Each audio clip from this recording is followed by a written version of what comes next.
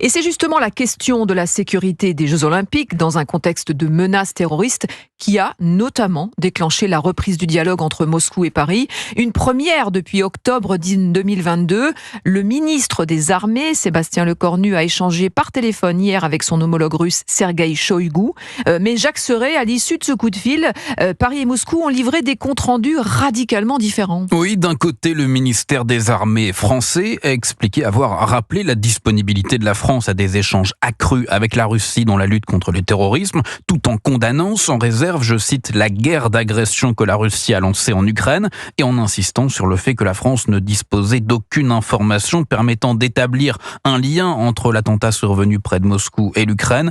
Sauf que quelques heures plus tard, la version russe n'avait rien à voir, le ministère russe de la Défense déclarant que la France et la Russie s'étaient dit disposées à dialoguer concernant le conflit en Ukraine et insinuant que Kiev aurait une responsabilité dans l'attentat.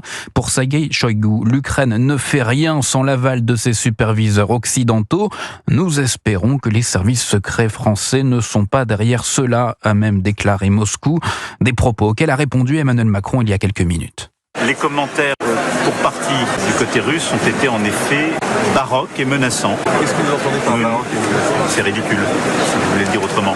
De dire que la France pourrait être derrière, que les Ukrainiens sont derrière, tout ça n'a aucun sens et ne correspond pas à la réalité. C'est la démonstration de ce que je vous dis depuis le début d'année. C'est d'un accroissement de la posture agressive de la Russie.